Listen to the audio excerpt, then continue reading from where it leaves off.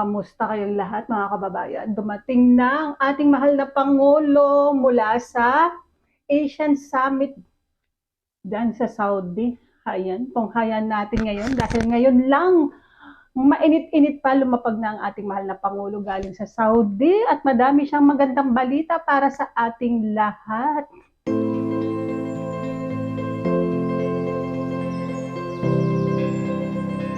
Ayan, wala pa pala siya. Pababa pa lang ng eroplano. Magbasa-basa muna tayo. Ayan o, saksihan natin si Pangulong Ferdinand R. Marcos Jr. sa kanyang talumpati matapos ang kanyang pakikilahok sa Asian GCC Summit dyan sa Saudi Arabia. Hinihingal-hingal pa ako dahil may hika na naman ng lola nyo. Ayan, kaya medyo hirap na naman ako magsalita. Pagpasensyahan nyo na. Panoorin nyo na lang ang ating mahal na Pangulo sa kanyang talumpati ngayong araw na ito dahil kararating lang niya. Panoorin natin to. Ferdinand R. Marcos Jr. Thank you, Sec Manny Bunuan. Please take your seats. Members of the cabinet that are here present, of course, our hosts. The Pasay City Lone District Representative Antonio Calixto and the Pasay City Mayor Imeldo Calixto Rubiano, AFP Chief of Staff General Romy Browner, the major service commanders here today, our newly appointed Coast Guard Admiral Caban, who is here, who has joined us for the first time. PNP Chief General Benji Acorda, fellow workers in government, distinguished guests, ladies and gentlemen, good afternoon. I have arrived back from Riyadh, Saudi Arabia, after a very short, but I can say successful and productive visit. The ASEAN GCC Summit is a landmark event, and this happened for the first time when leaders from both ASEAN and the GCC states met and discussed regional and international issues and agreed upon the future of cooperation between our two regional organizations. The summit provided an opportunity to project the Philippines' long-standing promotion of a rules-based international order, which is essential to the maintenance of peace, security, and stability in our regions, which sit astride two of the most vibrant sea lanes of trade and communications in the world. I highlighted in particular the ways that we can collaborate in the areas of energy, food security, and the enhancement of logistic chains for the continued progress of our independent global economy. I underscored in this regard our commitment to the full implementation of the ASEAN GCC Framework of Cooperation from 2024 to 2028. With the GCC countries home to more than 2 million hardworking Filipinos, I, of course, called for the safeguarding of their rights and of their welfare, as well as for their upskilling so as to meet the demands of the increasing digital transformation in the modern workplace. The summit also provided ASEAN and GCC leaders an opportunity to convey their views on the ongoing conflict in Israel, in Gaza. I shared our hope for peace and that it should prevail and for the welfare and safety of civilians to be upheld in accordance with international humanitarian law. During the Saudi-Philippine Business Roundtable meeting, we witnessed the signing of a Memorandum of Understanding between EEI Corporation and Samsung Engineering NEC Corporation Limited, or SENEC. SENEC is a joint venture between Samsung Engineering and Al Rushaid Petroleum Investment Corporation. Under this agreement, a 500-person capacity training facility will be established in the Philippines to upskill Filipino employees in various professions in the construction industry. The facility aims to train at least 3,000 Filipinos a year and more than 15,000 Filipinos in the next 5 years, ready for deployment with their newfound skills.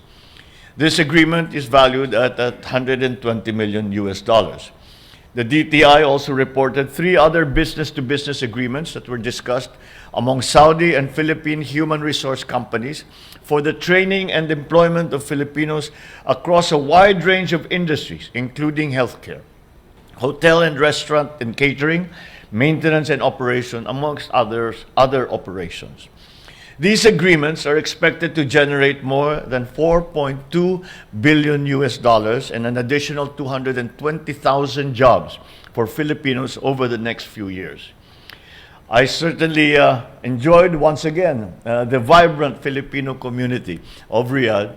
I assured our kababayans of our continued support and assistance of the Philippine government in their sacrifices that they have made for the country and for their families, and that we will continue to support them in any way that they need. I also met with the Kuwaiti Crown Prince at the sidelines of the summit. And at that very quick, very short meeting, we agreed to continue to discuss some of the obstacles in our relationship in terms of the bans that we had imposed for employment. And he was very effusive in saying that we should remove all of those and we should continue as we had done before, which is a very important development, because for a few months now we have had to ban the deployment of Philippine workers in Kuwait.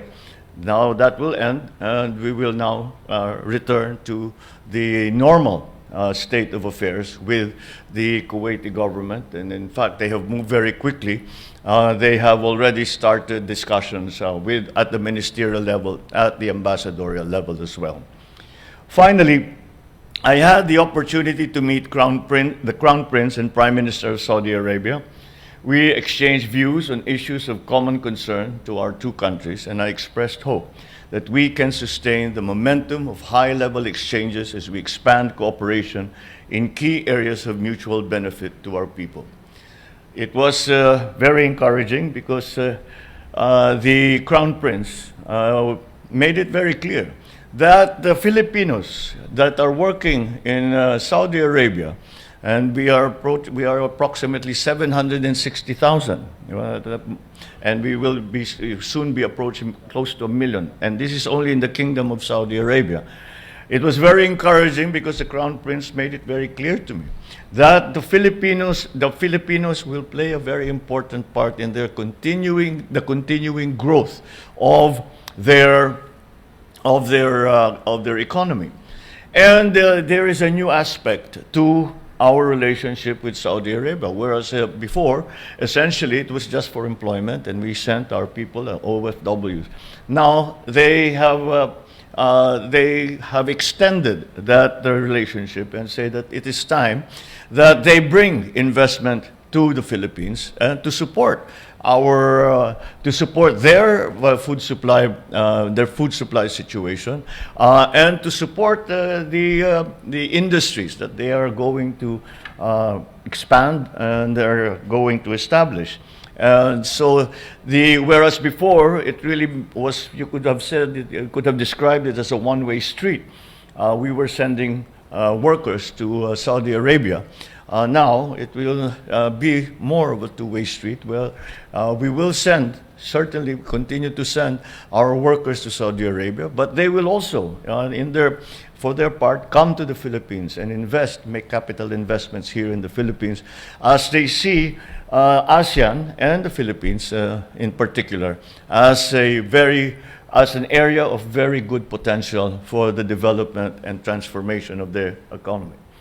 So let me assure you that we will continue to advance our national interests as we further expand our partnerships abroad. Maraming salamat. Magandang hapon po sa inyo lahat. Mabuhay po tayong lahat.